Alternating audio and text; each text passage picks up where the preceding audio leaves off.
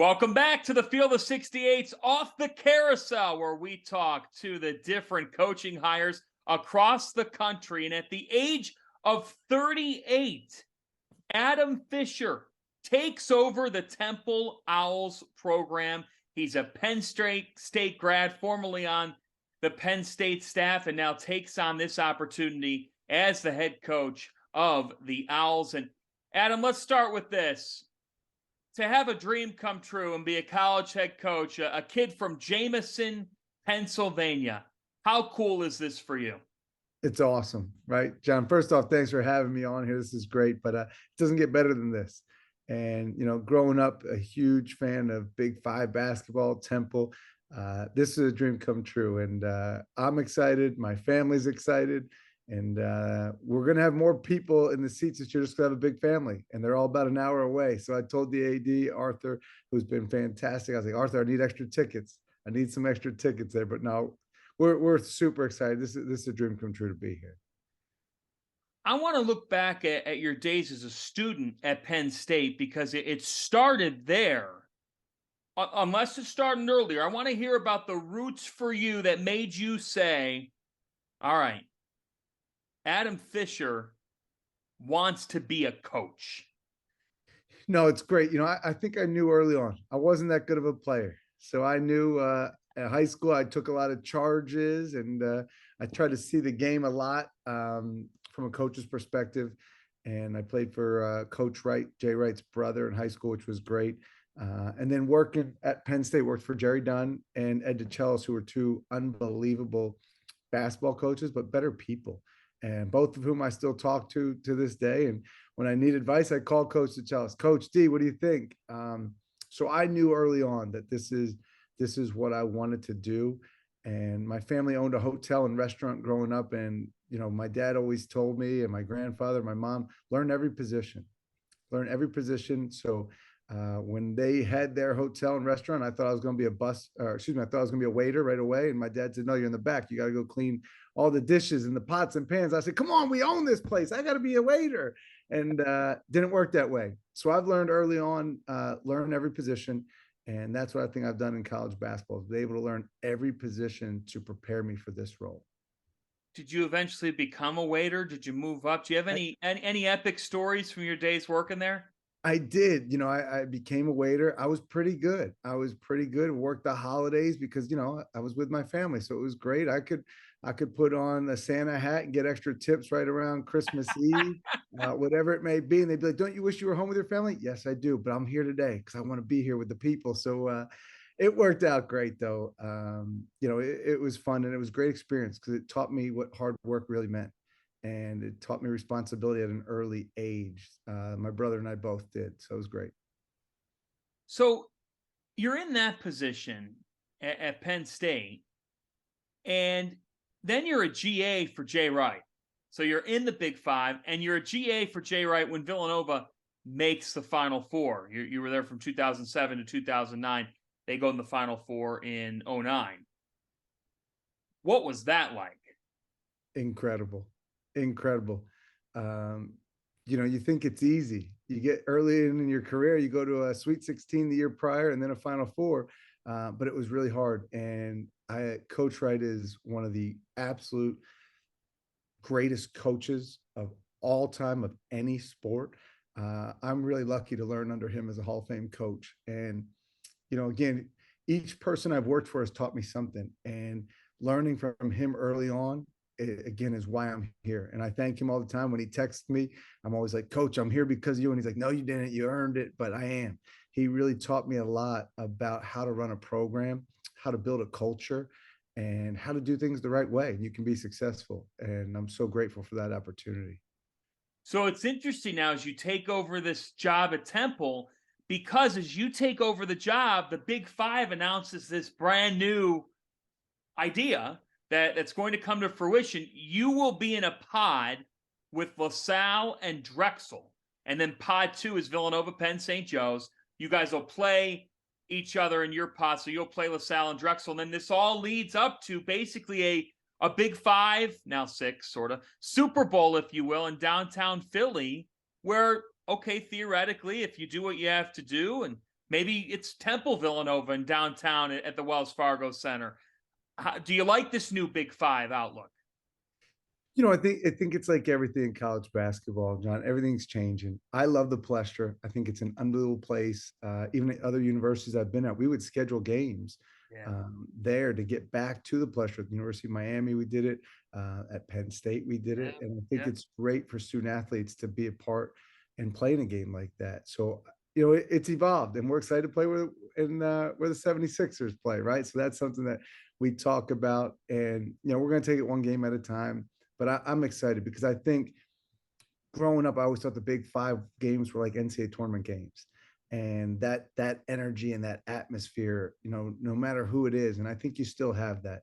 And if you look at the coaches that are in that, it's unbelievable. Those guys are awesome. I've been at a couple events already with them, and it's just such high character, great basketball minds in the Big Five. So it's unique. It's unique to our city and something I'm going to take great pride in. All right, let's talk about you building out this roster.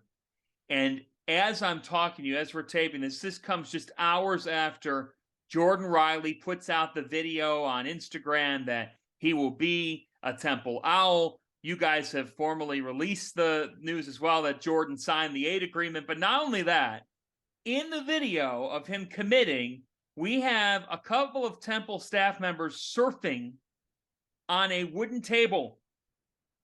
What was behind that? And how excited are you to bring in the Georgetown transfer, a former highly touted recruit? Oh, we're so excited to have him. Not only have him, but his family.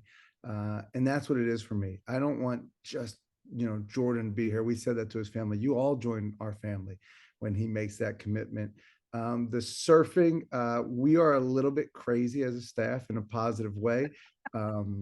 I don't know if this is out there or not, but I might get myself in trouble. But we're playing in a tournament where surfing would take place. All right.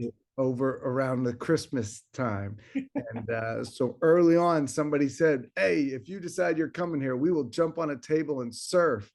And he said he wanted to be a part of this and part of the legacy here at Temple. And next thing you know, I had no idea somebody videotaped that. That was in a private room, and there we are surfing on table. So whatever it takes, I said I would do it. There we were, and my wife texted me and said, "You need to take some surf lessons because you look absolutely terrible, and please don't do that again." So I'll listen to her on that. That's good stuff. And he's not the only guy here. You bring in a Providence transfer in Quante Berry, and then you also welcome in a guy in Matteo Piccarelli, who was at UMBC and was a great shooter there and one of the best shooters in the America East. Tell me a little bit more about these additions and how have you viewed, all right, here's how I've got to build out this roster for year one. Yeah, no, it's great. And I want to even add one more guy, Hasir Miller, who entered the transfer portal. And then we met several times, and a great credit to our staff. Chris Clark did an amazing job, relationship with him. Michael Huger, Bobby Jordan, all have done amazing jobs since they've gotten here to help build this roster. But we're so excited for those guys. I think Matteo can really shoot the basketball. This past year at Penn State under Coach Shrewsbury, we led the Big Ten and set a school record for most made threes. And we're going to attempt to do it here in the AAC. And that's something that I think you need, that skill set of shooting. So that was really exciting. And then Quante is just such a dynamic player. They was in the mix with them. People on our staff knew him in high school, which was big. Then you talk to other coaches that knew of him and just spoke highly. He came here for a visit. Unbelievable family. And all the guys, all four, and include us here, in that they just fit Temple. And it's a blue collar area, as you know, Philadelphia. These guys have a chip on their shoulder. They want to win. And that's all they kept talking about. They will do whatever it takes for this team to win. Quante, obviously, they went to the NCAA tournament. So that was important. And I think surrounding the right pieces, it's fitting like a puzzle for us, John. And we want the right pieces that all have a common goal, and that's to be on the same page, to play meaningful games in March. And that's what we're building. And when we talk to these young men on the phone, that's one of the first thing all four said: "Coach, we want to win." I said, "So do I. Trust me, I want to win too." And that's how we're trying to build this. you talked about being the right fit for Temple.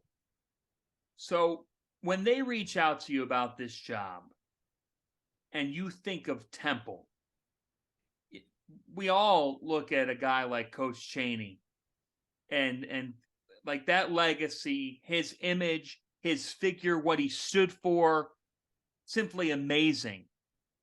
Is that the first image that pops in your mind when you're thinking about being the Temple Owls head coach? Is it something different, or what images were you thinking of? Like, wow, I get to be part of that. For me, John, it was that. You think of Coach Chaney. I also, you think of all the coaches that have been here, especially in recent years, like Fran Dunphy's unbelievable, right? I mean, another guy, Aaron McKee, legend. I've said this repeatedly. The first time Coach McKee said my name on the road, I was like, oh man, Aaron McKee knows my name. He said Adam, but he's been great. And I've reached out to him multiple times. He's been absolutely fantastic. I want this to be, to me, Temple's legacy is built on all the former players. And there's just an incredible amount to be the sixth winningest program in all of college basketball. That's what I want to be a part of. And I'm not here to do anything but try to continue the legacy. And each day I've reached out to at least 2 to 3 former players about 3 to 4 times a week. And I want them to know this is their program. And I want you to come back. And, when you get that first phone call, I think they all think, oh, is he calling me for money? No, I tell them all the time, no, I'm not calling you for money, but I am going to ask you to do something. I want you to come back. And what we've done here and the few workouts we had while we were allowed to, any former player that comes back, I ask to speak to the team. I need them to explain the pride they had in wearing the cherry and white. And I need it to be from people that have won, people that have played in, Elite Eight, Sweet 16s, been to the NCAA tournament. I think that's what our student athletes need. And we're going to continue to build that. I want this to be known as a players program. What was it like coaching Jalen Pickett and being with Micah Shrewsbury in Happy Valley as you guys achieved history this past year and go all the way to the Big Ten title game, win an NCAA tournament game, and you're right there in the first weekend of the tournament making noise? What was all of that like, and just being able to oversee a superstar in Jalen? It was amazing. Obviously I went to Penn State. It means a lot to me. Happy Valley opened its arms to my wife and daughter, who we brought up during COVID, and she was like 6 months old. We're putting her on a plane with a little child face mask and all these things. So it was really special. Micah Shrewsbury's got an unbelievable family. His wife, Molly, their 4 kids, we've got really close with them while we were there. And he taught me so much, the NBA background, how to treat people, which was great. And then I'm in this position because of Jalen Pickett, Andrew Funk, Cam Winter, Miles Dredd, Seth Lundy. The list goes on and on. Those guys are why I'm here. When I was 14 and 17, you don't get a lot of phone calls to be head coach interview. You go to the NCAA tournament and you're a couple possessions away from a Sweet 16. That's when you get the phone call. So that's my message. Winning opens all these doors, and it opens the doors for team success. Jalen Pickett's one of my all-time favorite people I've ever been around. And I share this story. One time I came home from practice, watched some video, and I see Jalen Pickett's car in my driveway. And I'm like, what is Jalen doing here? And we used to have the players at Penn State over the house a lot. They gave out the Halloween candy to the kids in the neighborhood on Halloween. And so I get there. I'm like, Pick, what are you doing? He said, I texted your wife. I was having a rough day, so she said she would cook me dinner. So there they are. He's just sitting there with my daughter and my wife, and I come home. I'm like, can anybody tell me? But he's as great of a year as he had, and it's probably the best I've ever seen, to be honest with you. Best season I've seen someone do. He's just an incredible leader, and he gives all the credit to his teammates. Cam Winter, Andrew Funk, Miles, Seth, you name it. He gives those guys, including all the freshmen we had there, those are the guys he gives credit to. He's an unbelievable person. I can't wait to see what's next for his career. And I'm so grateful to him for believing in us early on. Very similar to this. We got to Penn State and a lot of guys jumped in the transfer portal. And I keep telling our staff, find me the next Jalen Pickett. They're like, he doesn't exist right now. I go, find me the next Jalen Pickett. That's what we need here at Temple. But he's been great. Adam, when you got hired, there was doubt from the outside world. And we all know where some of that was coming from. What do you say to those out there who suggest 38-year-old, a guy who hasn't been a head coach, don't love it? Well, I'll set the record straight. I'm 39, John, just so you know, I am 39. So I wish I was only 38. I feel like I'm 68 right now. Look, everybody in the media, you guys have a great job and it's a tough job and everybody's entitled to their opinion. And I know some things came out that were positive, some that weren't, and I have great respect. And, Jeff Goodman is one of them. And Jeff's somebody I've known for a long time. I have great respect for him. I think he does an amazing job and I can't fault him for giving his opinion, right? That's his thoughts. I have a different opinion than he does on this, but I still respect him. He's done a great job. He's throughout the year. So I've always had respect for him. I would just say we're here to win. And that's what I'm here to do. I'm going to build it. I've had unbelievable mentors. And I think when you work for Coach Wright and you work for the unbelievable Coach Larinaga, it doesn't get better than that. So to me, I've seen so much because those guys allow you to do a lot. They prepare you. Coach Larinaga prepares you for your next role. So when I was a director of ops, he prepared me to be an assistant coach while I was the director of ops. When I became an assistant coach, he was preparing me to be a head coach. So there's going to be things that pop up that I'm not sure what to do. And it's already happened here. And you know what I did? I called Coach Larinaga. I said, Coach, I got a question. I got a situation. How would you handle this? And he told me, and I said, Coach, that's unbelievable advice. Thank you. And that's what I'm going to do because I think we got to be lifelong learners, and I think we learn from our student athletes more than anybody. But I'm not afraid. I don't know it all. I don't. There's going to be some things this year that I'm going to reach out to some people and ask their opinion, and I might not always take it, but I want to hear what they have to say. So again, I think everybody's entitled to their opinion. I've always had a chip on my shoulder. I'm motivated. For those who didn't think I should be here, I invite you. Come to practice. Let's go to lunch. Come on over. You guys are open anytime you guys want. For those that do think I had the job and thought it was a good hire, thank you. My wife likes reading nice things and my family.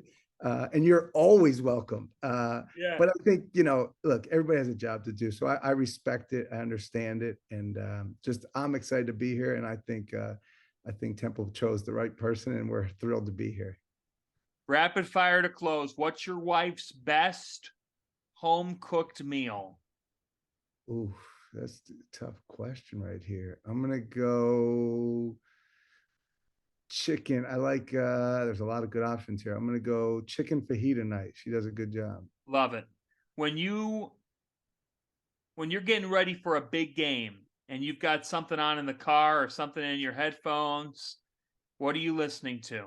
Billy Joel, hands down, not even a doubt. It's Billy Joel every game, and then certain games are different songs, but it's Billy Joel blasting in the arena. We did it at Penn State. Andrew Funk shot 2 hours before every game, and we listened to Billy Joel the whole time. And for me, it's on game day in the car in my office. So if Billy Joel's listening, I'd love to meet him, just so we put that out there. You know what I mean? So if he's listening to this, that'd be great.